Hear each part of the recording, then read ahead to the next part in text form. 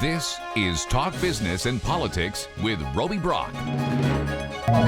Joining me now, John Brummett, columnist with the Arkansas Democrat Gazette. Always good to catch up with you at the beginning of the week. Thanks for being here. And thanks for having me. Let's begin with our Governor, Sarah Sanders, vetoes 3 bills. There's a line item on one particular bill. These were not highly advertised bills for veto potential. When you read her explanation for this, one was COVID related, the others were duplicative of state government, the other one a small increase in some sort of stipend. These were statement vetoes, if I had to put a phrase to it. How would you describe them? Well, first I would ask, what statement do you think she's making? Or would you like me to hold forth on what statement I think she's making? I'll see what statement you think, and then I'll correct you if you're wrong. How about that? All right. I believe the statement was, I have a great capacity for pettiness and meanness, and I'm going to exercise it here. I bet you're going to have a more substantive explanation, and you're welcome to say that when I get through going off on this. These petty and mean and pointless. One of them was an unfunded mandate, you know? Why would we, it's or an unfunded appropriation. So let's veto so we don't spend an unfunded appropriation. That was the one by which she explained, COVID's over. We don't need to be worrying about COVID anymore. So we don't need to have anything in our budget to respond if something worse than COVID comes along. Lord forbid, but is always possible. 2 were by Democrats, little small bore things that the only thing Democrats can get done out there is to work hard for an interim, during the interim, and during the session, across the aisle, as they say, for something of a limited sphere. One was to establish a heart attack task force in a state that nearly leads the nation in heart attacks through the health department, which was agreeable to it and wouldn't cost a thing. Veto that because it's over-regulation. Why? Another was a behavioral analyst license that Nicole Clowney had worked on, not hurting anybody and might do some good in streamlining that field of important work. Veto that. And then one was a Republican. Worked all session to get the stipend for correction board members when they're meeting increased by a few dollars. And she said that we can't justify that expense to the taxpayers. I would submit that over the years, legislators have made a lot more than that on per diem for meetings they didn't go to. I believe some governors' families may have spent more than that on Belvita, on the mentioned food account. Forgive that reference, that's a little bit tacky. So that's how I read that. This is just, I'm going to show what I can do because I can do it. You tell me your perhaps different view. Fair enough? I feel like that most of these were just so that she could have some sort of argument that I pushed back on government growing. I pushed back on even something small that would have made government a little bit bigger, a little bit more involved in your life. Just some of the talking points of small government conservatism that I feel like she needs to push back on, quite frankly, because if you look at the spending of this last session, the supermajorities in the legislature with the governor's signature spent $177 million more on just their, regular budget, but $1.5 billion in new spending from surplus funds, of which pieces of that are prison and LEARNs related. So there's some big government spending in this budget that just passed. I think these were small ways for her to have a talking point to say she's pushing back on that narrative.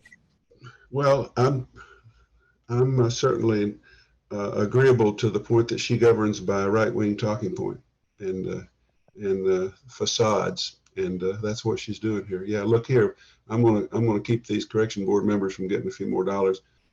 We're going to hold the line while other things, education, for example, are being exploded by sending money to rich people to subsidize their private school costs for the children. So yeah, I think that's what she's doing. She needed to look like she was doing something of a fiscally conservative, anti-government nature, even as it was belied by other facts. So there you go. This whole thing, these vetoes it's a fraud. It's a rhetorical It's rhetorical nonsense, petty matters. On the And it can keep these poor Democrats from being able to claim they did something.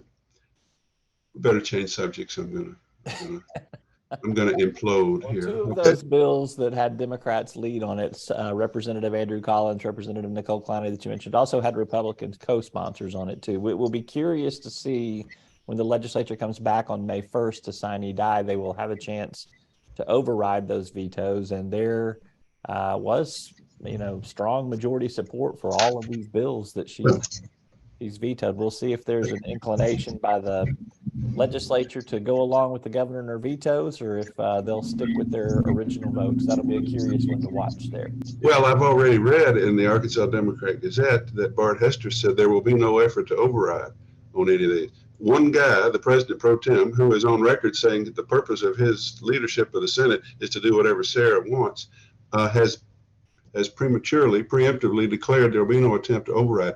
I thought somebody who was elected to the Senate individually and not in a position of Sarah's subservience could make a motion to override. Is there not spontaneity and fluid individual driven policy available in the Senate? Maybe. So there you go. I need to stop talking on this. Okay. Let's talk about, I think I consider this one a small controversy. This is not going to go down in the record books of history for government scandals here, but a story brought to light by the Arkansas Times, later brought to light by the Democrat Gazette, talked about this design error, I put in air quotes there, for state board applicants who were requested to write something favorable about the governor, what they admired about her, I believe is what it was asking. What accomplishment of the governor do you admire most? Please this is a required field, and please use up to 500 words. That's what it was. Well, you start. What accomplishment do you admire the most of the governor? Let's just say you were filling out one of those board applications. What would you put down in less than 500 words? Well, Roby, I'm sorry you didn't see my column yesterday, but I had an italic intro to my column saying this was my first sentence of a first draft of my application to be on the Highway Commission. It was only 12 words, leaving me 488 to go. I said, I admire your audacity in thinking you have any business being governor. Okay, that was strong. That was saucy. But I was ridiculing what ought to be ridiculed, which is this nonsense, complete ridiculousness that you formally apply with her for an appointment, and as part of it, you're asked to write a tribute to her. And I think it's kind of typical of her self-absorbed, self-adulation administration, which is all about her rather than about the appointment. I will concede, and it is entirely possibly true, yeah, that in fact, this was only intended for intern applications, youth interns applying for internships, and some web designer who is now last seen under the bus. He is now said to be the person, or she, who in designing the web put the wrong thing on the wrong form. It's not going to happen. So yes, it's over, only for rhetorical effect now.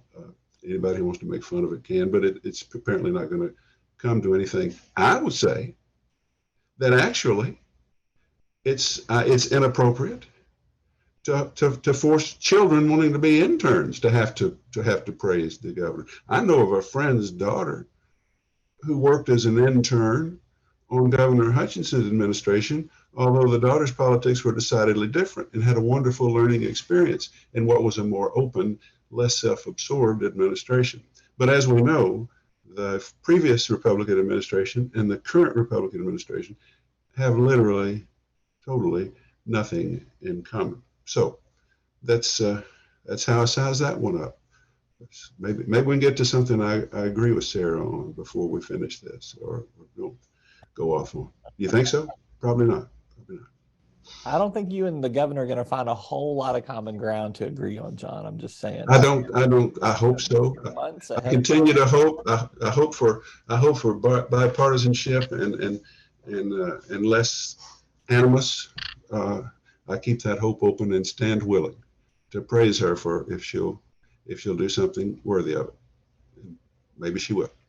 All right, I'll give you a chance to give her some praise. How about that? How do you think she's responded to the storms, the tornadoes, and the response of mobilizing with local and federal government in that respect? I thought you were going to ask me about having a special session to do something to Medicaid expansion, in which case I would have gone off again. So yes, something I once wrote of her mother, Janet.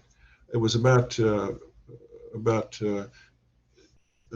Janet being in a meeting with the Mansion Advisory Council or something, and she got weary of the talk about decorative issues like wall sconces and that kind of thing, and she thought it was all kind of snooty, and she just called an end to the meeting and went out to Southwest Pulaski County, said, "I'm going to go help the tornado victims." And I said at the time, whatever else you say about her, if a tornado hits your home, she'll probably be out cleaning up in the front yard before you are. And I praised her for that. By the same token, this governor's reaction in terms of its promptness, its thoroughness, its appropriateness, yes, good job. Thank you for this opportunity. Yes, good for her. And this is no time to be bipartisan or critical, even if unless it's absolutely essential.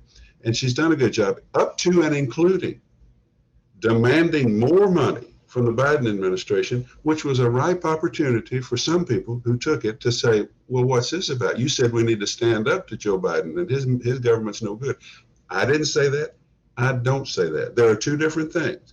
Resisting his policies to the extent a state can, and saying, we're in trouble down here and we need 100% reimbursement for this cleanup rather than 75. There's no contradiction there. And I defend her against any partisan driven criticism on that front. How's that? I'm tempted in the interview there in the spirit of balance. There we go. We got one more subject to still go. Oh no. Okay. So, all right. We in the interview that I conducted with the governor over the weekend, she did discuss the fact that she's considering later this year a potential special session on Medicaid. This would probably envelop some of the things that are happening as we come out of COVID-19. The states are being forced to clean up their enrollment logs there with people that were automatically enrolled. And you've also got her pushing for this work requirement that we've been down this road before, although this one's a little different. And I think, too, there are some conservative elements in Arkansas that still are pushing for an end to Medicaid expansion in Arkansas. I want to see some things done differently. All of that is background for the fact that I do believe that we will see a special session at some point later this year on Medicaid, which was part of why I wanted to draw that out of her, because it's been conversation in the Capitol corridors up there. What's the perils of doing that? What are the potential positives of doing something like that? Well, first of all, I don't understand any of that. I appreciate that you drew her out and brought that up, and I know that you're plugged into rumblings in the Capitol to the effect that something is going to happen to Medicaid. I don't personally follow it in a linear fashion. Basically, the news right now is that appropriately, because we expanded Medicaid beyond the Obamacare Medicaid expansion to cover more people so that more people could get health care during COVID. And that was an emergency appropriation, and now it's expiring. Okay. So you get all these stories, millions to lose Medicaid. Well, we're basically moving beyond an emergency situation and back to the way it was. To me, that's like, okay, that's the way that works. Now we got all these articles about it, and you and Sarah you and the governor get into a discussion about how now we may need to have a special session to discuss or to consider the sustainability of Medicaid. Well, one element of its sustainability is that we're now out of an emergency. We're not spending a lot more money. What else are they worried about? I guess you are right. I guess what she's saying, and I did not see the interview. I read the article. That the long-term sustainability of Medicaid has to do with the first in the nation private option form of Medicaid expansion that some of our leading and best Republican legislators approved in partnership with Mike Beebe. It's to do away with that, maybe, or to still put that under the gun after we get all these arduous 3/4 vote to keep it going, after it fortifies the state budget and allows us to cut taxes, after it props up rural hospitals. Now I hear you telling me that maybe that's still on the chopping block, that while we once were the first state to expand Medicaid and do so in a novel, self-designed, conservative private option way, that now we might become a state that takes that back and just says no. I would find that the perils of that are to the state budget, and they're to and it's to human health, and it's to rural hospitals and the providing of health care in a state where it's insufficiently provided. So folks, keep an eye on that. If these folks are coming after the Medicaid expansion, we need to get the rural hospital lobby fired up. And we need to get the whole healthcare infrastructure lobby fired up. And we need to consider whether we want to remain a state that can do something on its own, that's novel, that's effective, and it's in the vanguard of national policy. So just that, those are the stakes there. Do you think that she has as much right to put her stamp on Medicaid as Asa Hutchinson did when he came into office and inherited what Mike Beebe and those Republicans had cobbled together? I mean, that was a change in the way Medicaid worked, and he did two changes in Medicaid expansion. So, who did? Governor Hutchinson. We had Arkansas Works, and then we had Our Home, which is what we're under right now. Yeah, that was redesigning to put some more cosmetic wrapping on Medicaid expansion, and to do maybe a few things that were actually wise based on our experience of that. Your question was, does Sarah have as much right as Hutchinson? She's the governor. She's the governor. Yeah, we voted 63% for her. And if she wants to throw a bunch of people off Medicare and take a bunch of money out of the state budget and imperil rural hospitals, yes, she has as much right to do a ridiculous thing as Asa Hutchinson and Mike Beebe before and Republicans before had to do a smart, compassionate, appropriate thing. She certainly does. And somebody needs to stop her, but I don't know who will. If that's even seriously considered. The work requirement, Asa Hutchinson proposed a work requirement. I could have told him, and did, the liberal federal court in DC is going to not allow you to do that. But maybe Sarah can calculate as an interim step, maybe we can appeal this out of the liberal district of DC and get it to Clarence Thomas and that bunch. And maybe they'll let us do a work requirement. So that would be an incremental step, less than throwing out the whole thing in what seems to me to be a wholly misguided notion. We'll see. First step would have to be to get the Biden administration to give you a waiver to even do it in the first place. So we'll see Right. where that goes. It's a conversation to keep an ear on. How about that? No doubt, and good for you for getting her on and interviewing her, and for advancing that issue, because that's pretty big. The big one. Good All for you, right. right? Columnist John Brummett with the Arkansas Democrat-Gazette. We did not mean to get his blood pressure up as high as we probably did on him. I'm going to have to go meditate now, yeah, and calm down. Thanks for being with us. You bet. Bye-bye. And thank you for tuning in to this edition of Talk Business and Politics Daily. I'm Roby Brock. We'll see you next time.